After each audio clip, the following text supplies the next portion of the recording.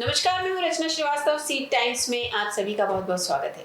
सी times के आज के इस सेगमेंट में हम बातचीत करने जा रहे हैं chief medical health officer Sanjay Mishra ji से, जो कि रीजनल डायरेक्टर हैं हेल्थ सर्विसेज जबलपुर डिवीज़न के। तो आइए बातचीत का सिलसिला शुरू करते हैं। बहुत बहुत स्वागत है सर आपका हमारे स्टूडियो में। Thank you ma'am. सर, मेरा आपसे सबसे पहला सवाल है कि गवर्नमेंट हॉस्पिटल में जो बेसिक नीड्स हैं, जो सुविधाएं आम नागरिकों को दी जाती हैं, जैसे ब्लड बैंक में ब्लड की जो ब्लड बैंक बना हुआ है कि भाई सबको ब्लड मिलेगा, उसमें कई बार ब्लड नहीं मिलता है, या फिर स्टाफ की कमी होती है नाइट में, या कभी डॉक्टर जो हैं वो अपनी ऑन ड्यूटी नहीं मिलते हैं, तो इसके लिए आप क्या कर रहे हैं? देखिए, क्या था, शासकीय चिकित्सालयों में, सरकारी अस्पतालों में पहले, हम कुछ साल पहले की बात करें तो ब्लड बैंक स्थापित ही बहुत कम थे जी। अब सरकार ने निर्णय लिया कि हम जिला अस्पताल में, हर जिला अस्पताल में एक ब्लड बैंक स्थापित करेंगे, और सिर्फ ब्लड बैंक ही नहीं, उसके साथ कंपोनेंट यूनिट भी स्थापित करेंगे। और वो कार्य शासन ने पूरा कर लिया। पूरे हमारे जो 51 जिले हैं उनमें ब्लड बैंक स्थापित हो गए हैं। जितने 112 सिविल अस्पताल हैं उनमें हमने ब्लड बैंक स्थापित कर दिए। और इसके साथ साथ अब हम लोगों ने सामुदायिक स्वास्थ्य केंद्र जो होते हैं हमारे CHC, उस लेवल पे हम लोगों ने ब्लड स्टोरेज यूनिट भी स्थापित कर दिए। केवल ब्लड बैंक ही नहीं, जिला अस्पताल में हम लोगों ने कंपोनेंट यूनिट भी स्थापित कर दी, जिसमें प्लेटलेट चाहिए हो तो प्लेटलेट मिल जाएगी, यदि पैक्ड सेल चाहिए हो, मतलब लाल हिस्सा चाहिए हो ब्लड का, वो मिल जाएगा। इसके अलावा यदि प्लाज्मा की ज़रूरत हो तो वो भी मिल जाएगी। ये बात ठीक है कि लोगों में जागरूकता की कमी है, अभी भी कमी है, इसलिए लोग ब्लड डोनेट करने कम आते थे। हर व्यक्ति के मन में ये भ्रम है कि हम ब्लड दे देंगे तो ये ब्लड पूरे जीवन भर हमारे शरीर से कम हो जाएगा। तो हम लोग अब जो ब्लड बैंक अधिकारी भी अपॉइंट कर दिए हैं हर जिले में, उनको ये कार्य भी दिया गया है कि आप कॉलेजेस में जाके काउंसलिंग करें, लेक्चर लें, और उनको ये बताएं कि हम आपके शरीर से, आपके शरीर में शरीर का 10% ब्लड है। यदि 50 किलो वजन है तो 5 लीटर ब्लड है। हम जो डोनेट कराएंगे ब्लड आपसे, वो 300 ml कराएंगे। ये ब्लड 24 घंटे में फिर ताज़ा बन जाएगा। यदि आप ब्लड डोनेट नहीं भी करेंगे तो ये पुराना ब्लड 120 दिन में आपके शरीर में नष्ट हो जाएगा। तो अब धीरे धीरे जागरूकता बढ़ रही है, और बहुत बड़ी संख्या में यहाँ कॉलेजेस में और हमारे अलग अलग सेंटर्स पे ब्लड डोनेशन कैंप आयोजित किए जाते हैं। हमने अभी करीब 8-9 माह पहले माननीय कलेक्टर इलैया राजा सर के समय में एक बहुत वृहद ब्लड डोनेशन कैंप आयोजित किया था, जिसमें हमने 3,500 यूनिट ब्लड एक दिन में एकत्रित करके एक रिकॉर्ड भी बनाया था। तो इस तरह हम व्यवस्था कर रहे हैं। हमारा पूरा प्रयास है कि जिनको रक्त की आवश्यकता है वो रक्त मिले।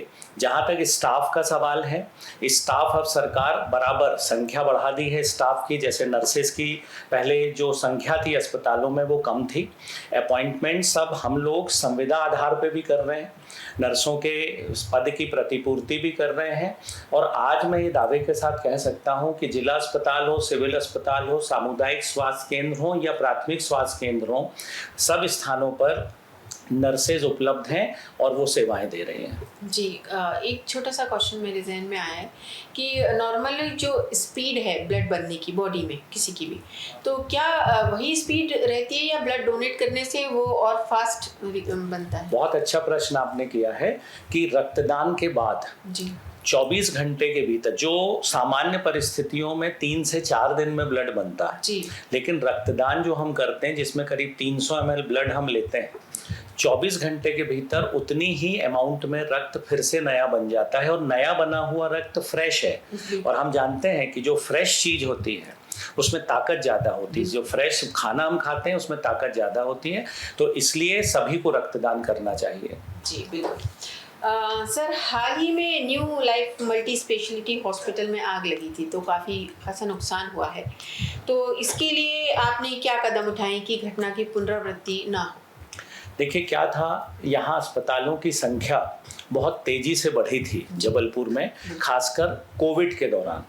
उसका सबसे बड़ा कारण था कि लोगों को पलंगों की बहुत कमी महसूस हो रही थी। तो सरकार ने अस्पताल खोलने के जो नियम थे उसमें बहुत से रिलैक्सेशन दे दिए थे। तो लोगों ने जैसे भी उनको कहना चाहिए स्थान उपलब्ध हुआ तो वो स्थान पे अस्पताल खोल लिए, ऑक्सीजन लाइन डाल दी, पलंग लगा दिए, जबकि वो पूरे मापदंड नहीं थे। लेकिन चूंकि हमें तो जनता को सुविधा उपलब्ध करानी थी कि एक पलंग मिल जाए, ऑक्सीजन मिल जाए, तो हम कोविड से मृत होने से उसको बचाएं। तो ये अस्पताल बड़ी संख्या में खुले। अब जो अस्पताल में आग लगी, आग लगने के बाद तुरंत शासन ने निर्णय लिया और हम लोगों ने जबलपुर में 34 अस्पतालों की मान्यता तुरंत रद्द की, उसके निरीक्षण के बाद।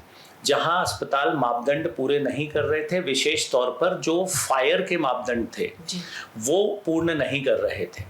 उस घटना के बाद, पूरे निरीक्षण के बाद हम लोगों ने माइन्यूटली सब कुछ देखा और फिर यही अस्पताल जिनको हमने निरस्त किया था, उन्होंने फायर से संबंधित काम पूरा किया, उपकरण लगाए, हॉस पाइप आदि सब, टैंक वगैरह सब बनाए।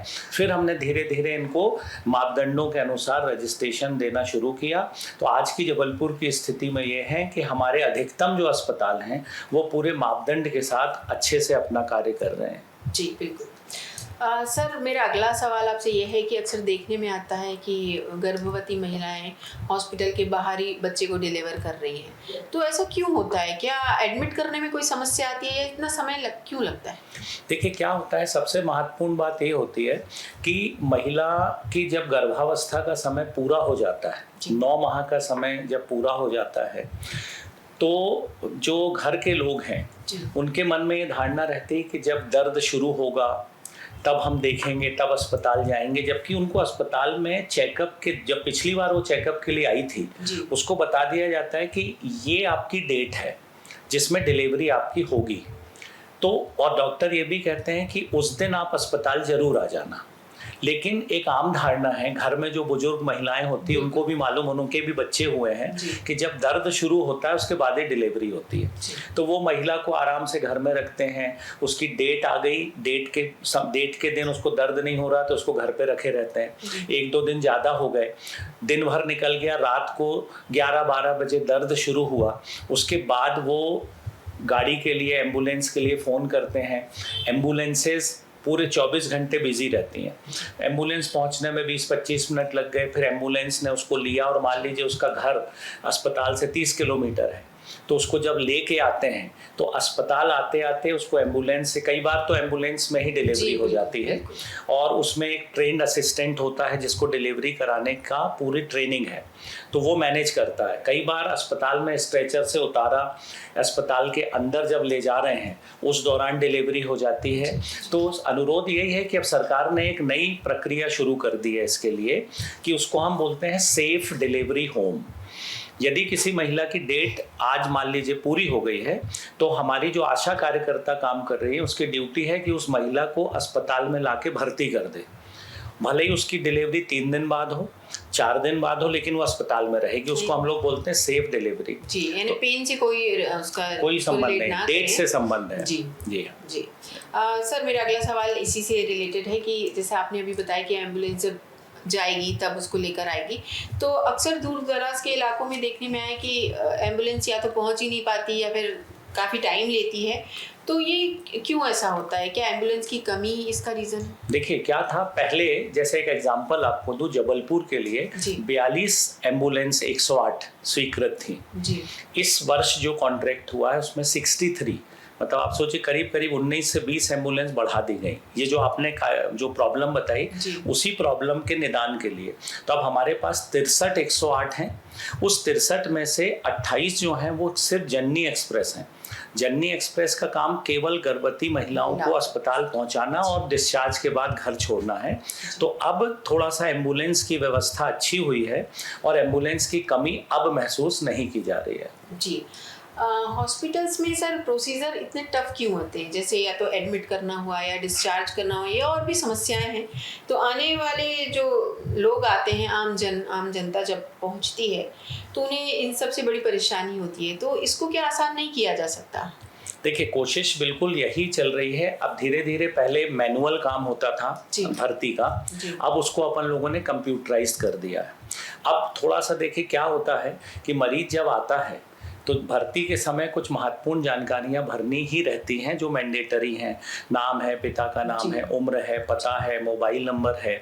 तो अब हम लोगों ने ये प्रक्रिया शुरू की कि एक रिश्तेदार उस काउंटर पे रुक जाए, जो जानकारी भरवाए और मरीज को तुरंत हम जो आकस्मिक चिकित्सा कक्ष है उसमें ले जाए, जिससे उसका इलाज शुरू हो जाए। और इस व्यवस्था को हमको लागू करने के कारण हम मरीज को जल्द से जल्द अब इलाज दे पा रहे हैं। बिल्कुल सर, हॉस्पिटल की इम्प्रूवमेंट के लिए सरकार और क्या कर रही है?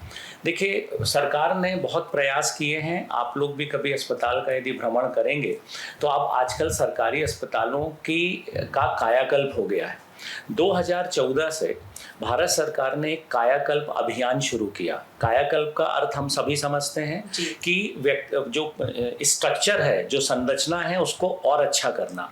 तो कायाकल्प अभियान शुरू किया और इसमें बहुत अच्छी बात ये थी कि जिला स्तर सिविल अस्पताल, सामुदायिक स्वास्थ्य केंद्र, प्राथमिक स्वास्थ्य केंद्र, सभी अस्पतालों के बीच में उन्होंने कंपटीशन रख दिया कि हर साल कायाकल्प अभियान के अंतर्गत अस्पतालों का निरीक्षण होगा। उसके लिए करीब करीब 400 बिंदुओं की एक चेकलिस्ट है। बाहर से निरीक्षक आते हैं, अस्पताल का निरीक्षण करके उस चेकलिस्ट में नंबर भरते हैं। यदि कोई व्यवस्था अस्पताल में पूरी, जैसे मान लीजिए टॉयलेट साफ है तो 2 नंबर मिलेंगे, यदि थोड़े से कम साफ हैं 1 नंबर मिलेगा, और निरीक्षक को लगता है थोड़ी सी गंदगी है तो 0। इस तरह से अंक प्रदान कर उसका टोटल होता है। और जैसे मध्य प्रदेश में 51 जिला अस्पताल हैं, तो 51 जिला अस्पतालों का निरीक्षण करके फिर भोपाल में इसका एक शीट बनती है। उसमें सबसे ज़्यादा प्रतिशत जिस अस्पताल के होते हैं उसको प्रथम पुरस्कार मिलता है। प्रथम पुरस्कार के रूप में सरकार को उसे अस्पताल को 50 लाख रुपए देती है, जिससे वो अस्पताल में और अच्छा काम करें। इस 50 लाख का उपयोग सिर्फ अस्पताल के उन्नयन में होगा। द्वितीय अस्पताल आएगा 30 लाख, तृतीय आएगा 20 लाख, और सांत्वना पुरस्कार 5-5 लाख, 3-3 लाख रुपए के हैं। तो एक तो कायाकल्प अभियान से अस्पताल की सुविधाएं, खासकर साफ सफाई। इसके अलावा सरकार ने नेशनल क्वालिटी एश्योरेंस स्टैंडर्ड एक मापदंड बनाया। जैसे आपने कभी सुना हो कि प्राइवेट अस्पताल NABH होते हैं, वैसे ही अब सरकारी अस्पताल में NQAS, जिसमें अस्पतालों को प्रमाणीकरण मतलब सर्टिफिकेशन कराना है। बहुत कठिन काम है। हमारे मध्य प्रदेश के जिला चिकित्सालयों में से करीब 12 चिकित्सालय इसमें सर्टिफाई हो गए हैं। हमारी बहुत सी संस्थाएं, जबलपुर का मैं एग्जांपल दूं तो यहाँ का जिला अस्पताल, यहाँ का एल्गिन अस्पताल, यहाँ का पाटन अस्पताल, यहाँ के कटंगी अस्पताल, ये सब NQAS से सर्टिफाइड हैं और इसलिए यहाँ की व्यवस्थाएं बहुत ही उन्नत हैं। एल्गिन अस्पताल में यदि कि भाई आप जाएंगे, जो व्यक्ति 15 साल पहले उस अस्पताल में गया था, अब वो वहां पहुंच के कहता है कि ये अस्पताल तो अब पहचान में ही नहीं आ रहा है। तो इस तरह से सरकार उन्नयन पे बहुत काम कर रही है। जी सर, मरीजों की सेवाओं में विस्तार के लिए क्या प्रयास किए जा रहे हैं? देखिए, जहां तक सेवाओं में विस्तार का सवाल है तो अब हम लोग हर जिला अस्पताल में जो पहले 10 बिस्तरों का इंटेंसिव केयर यूनिट था, उसको हमने 10 से बढ़ा के 20 पलंग कर दिया, जिससे ICU में सुविधाएं ज़्यादा मिलें, ज़्यादा लोग भर्ती हो सकें उसमें। दूसरी बात, हर जिला अस्पताल में CT स्कैन मशीन लगा दी गई है, और CT स्कैन मशीन में विशेषता ये है कि ये पब्लिक प्राइवेट पार्टनरशिप में लगी है। तो मैं एक एग्जांपल दूं कि यदि किसी का छाती का CT स्कैन होना, जो कोविड में बहुत हुआ, उसके प्राइवेट में यदि 3 से 4 हज़ार रुपये लगते हैं, तो ये जिला अस्पताल में जो मशीन लगी उसमें 692 रुपये में वो हो जाता है। मतलब आप सोचिए 1/4 कीमत पे। इसके अलावा जो ब्लड टेस्ट हैं, ब्लड टेस्ट की व्यवस्था को सरकार ने आउटसोर्स किया। इससे फ़ायदा ये हुआ कि पहले हमारे जिला अस्पताल में 50 ब्लड टेस्ट हो पाते थे जी, अब वो ब्लड टेस्ट की संख्या 150 हो गई। अच्छी मशीनें लग गई, बिल्कुल ये कहना चाहिए ब्रांडेड कंपनी की मशीनें लगी हैं।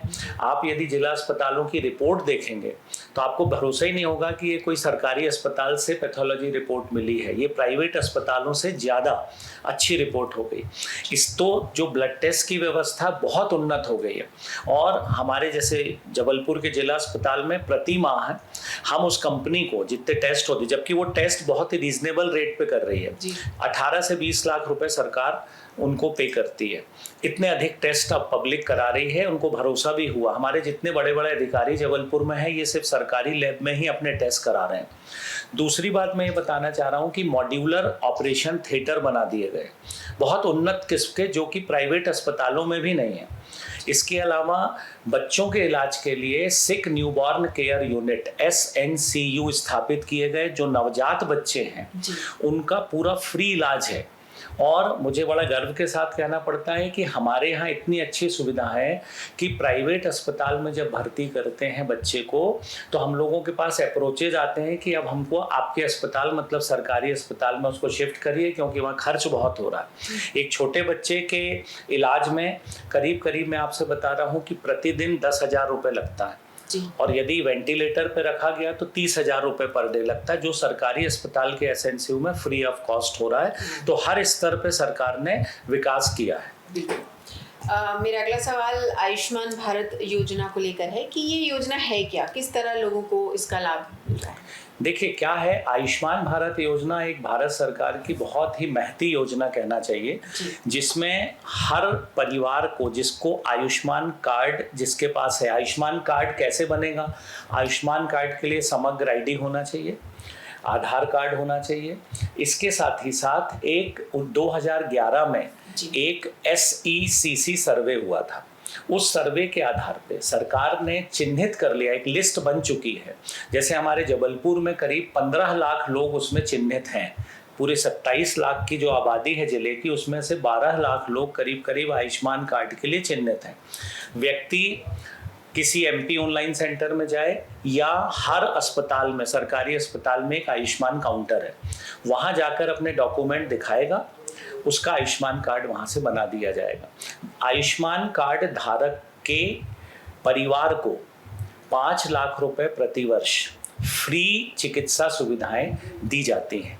इसमें केवल सरकारी अस्पताल ही चिन्हित नहीं है, प्राइवेट अस्पताल भी इसके लिए चिन्हित हैं। प्राइवेट अस्पताल अपना पंजीकरण कराते हैं आयुष्मान भारत में, तो वो भी, उनके रेट्स थोड़े कम हैं। तो जो भी व्यक्ति जिसके पास आयुष्मान कार्ड है, वो, उसके परिवार के किसी सदस्य को यदि चिकित्सा सेवा की ज़रूरत है, वो तुरंत अस्पताल पहुँचे, वो अस्पताल पहुँचे जो आयुष्मान योजना के अंतर्गत हैं या हर सरकारी अस्पताल चिन्हित है। वहाँ जाकर वो आयुष्मान कार्ड दिखाएगा, तुरंत उनका जो ऑपरेटर है उसका आयुष्मान कार्ड वेरीफाई करेगा, उसको भर्ती करेगा, उसका फ्री इलाज होगा, उसको 1 रुपये भी अस्पताल को नहीं देना है, डिस्चार्ज होगा, और वो अस्पताल सरकार से क्लेम करेगा उसके बिल का, तो वो बिल सरकार उसे पे करेगी। अच्छा सर, ये जो मातृ और शिशु मृत्यु दर है, इसको कम करने के लिए सरकार की तरफ से क्या प्रयास किए जा रहे हैं? देखिए, मातृ मृत्यु दर एक बहुत चिंताजनक स्थिति में है अभी देश में। उसमें मैं आपको कुछ एग्जाम्पल दूं। हमारे कुछ राज्य, जो बड़े राज्य हैं, उनमें जो मातृ मृत्यु दर है वो करीब 180 प्रति वर्ष है, और जो अच्छे राज्य हैं जैसे केरल, वहाँ 27 प्रति वर्ष है। मतलब इतना फर्क है, सोचिए। तो मातृ मृत्यु दर एक बहुत चिंता का विषय है, क्योंकि हमारे देश में गर्भवती महिलाओं की इतनी अधिक संख्या में मृत्यु होना कोई बहुत अच्छी बात नहीं है। इसके लिए सरकार ने बहुत सी योजनाएं शुरू की। हमने आशा कार्यकर्ता अपॉइंट किए हैं गांव-गांव स्तर पे। आशा कार्यकर्ता की जिम्मेदारी है कि जो उसका क्षेत्र है वहाँ का सर्वे करते रहे। सर्वे में उसको पता लगेगा कि वहाँ कोई विवाह के बाद स्त्री यदि आई है तो कंटिन्यूअस उसको फॉलो करे। जैसे ही ये पता लगे कि वो गर्भवती हुई है, उसका रजिस्ट्रेशन करे। एक पूरा, मैंने आपको बताया, कंप्यूटराइज सिस्टम हो गया। वो जैसे ही उसमें एंट्री करती है, वो दिल्ली तक देखा जा सकता है कि इस गांव में फलानी स्त्री गर्भवती है, उसकी जांच कर ली गई है। और आशा कार्यकर्ता लगातार उसको फॉलो अप करती है। आयरन टैबलेट देना, हीमोग्लोबिन का परीक्षण करना, ब्लड टेस्ट, उसके अलावा ब्लड प्रेशर लेना। जरा सा भी आशा कार्यकर्ता को लगता है कि यदि वो महिला रिस्क फैक्टर में आ रही, जैसे उसका ब्लड प्रेशर बढ़ा, उसका ब्लड शुगर बढ़ गया, तो तुरंत आशा की जिम्मेदारी कि 108 एम्बुलेंस को कॉल करके, जबकि उसका अभी समय पूरा नहीं हुआ है, उसको अस्पताल लेके आएगी, विशेषज्ञ चिकित्सक को दिखवाएगी, वापस घर छोड़ेंगे, और आशा कार्यकर्ता उसकी लगातार मॉनिटरिंग करेगी। क्योंकि हमारे यहाँ जो मातृ मृत्यु के कारण है वो एनीमिया है, हाइपरटेंशन मतलब गर्भावस्था के दौरान ब्लड प्रेशर का बढ़ जाना, ये सबसे मुख्य कारण है। तो इसके लिए हम ध्यान रख रहे हैं। इसलिए शिशु मृत्यु दर को भी कंट्रोल करने के लिए, जैसा मैंने आपको बताया, जननी सुरक्षा योजना शुरू की गई, जिसमें ग्रामीण क्षेत्र की महिला की डिलीवरी यदि सरकारी अस्पताल में होती है तो उसको 1,400 रुपये मिलेगा। शहरी क्षेत्र की महिला की डिलीवरी शासकीय अस्पताल में होती है तो 1,000 रुपये मिलेगा।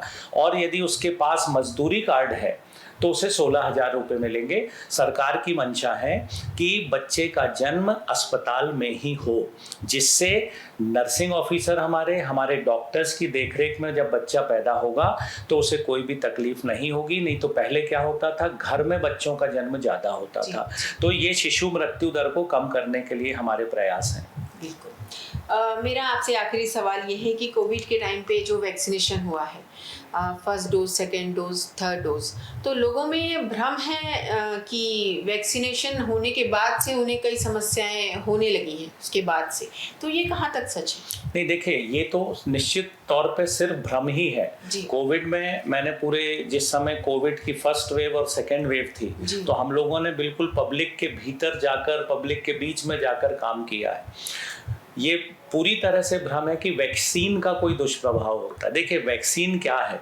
वैक्सीन हमारी प्रतिरोधक क्षमता को बढ़ाती है, बस वही उसका काम है। ये जो देखा जा रहा है, लोगों में जो बात आई है, बहुत से लोग कोविड से संक्रमित हुए, उनमें लक्षण आए, उन्होंने इलाज लिया और ठीक हो गए, या सीरियस स्थिति में आने पर वो मृत हुए। बहुत से लोग ऐसे थे जो कोविड उनको हुआ लेकिन लक्षण नहीं आए। चूंकि लक्षण नहीं आए इसलिए उन्होंने अपना टेस्ट नहीं कराया। और कोविड एक ऐसा वायरस था जो पूरी तरह फेफड़ों को प्रभावित करता था, और फेफड़े जब भी प्रभावित होते हैं तो फेफड़ों का सीधा संबंध होता है हृदय से।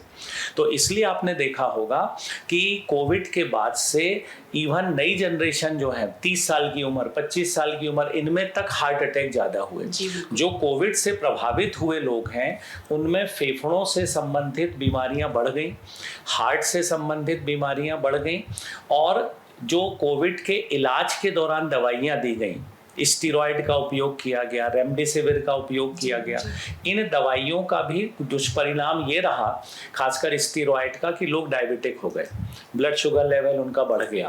तो वैक्सीन के साइड इफ़ेक्ट्स कुछ भी नहीं थे, ये भ्रम था। और हम लोगों ने पहली और दूसरी डोज करीब 98% से अधिक लोगों में लगाई, तब तक कोविड पूरी तरह नियंत्रित हो गया था। इसलिए लोगों का रुझान तीसरी डोज की तरफ कम रहा। अन्यथा मैं आपसे कह रहा हूँ कि ये जो अभी बीच में कुछ केसेस आना शुरू हुए थे, ये भी नहीं आते। और अब तो WHO ने वैसे ही घोषित कर दिया है कि कोविड महामारी के रूप में अब नहीं रहा। जी, तो बहुत बहुत शुक्रिया आपका हमारे स्टूडियो में आने के लिए और इतनी महत्वपूर्ण जानकारी हमारे दर्शकों को देने के लिए। तो ये थे संजय मिश्रा जी, जिन्होंने बहुत ही महत्वपूर्ण जानकारियाँ हम सबके साथ शेयर की हैं, और उम्मीद करते हैं इससे आप सभी इसका बहुत लाभ उठाएंगे। तो इसी तरह और भी महत्वपूर्ण जानकारियाँ लेकर हम आते रहेंगे। देखते रहिए सी टाइम्स। नमस्कार।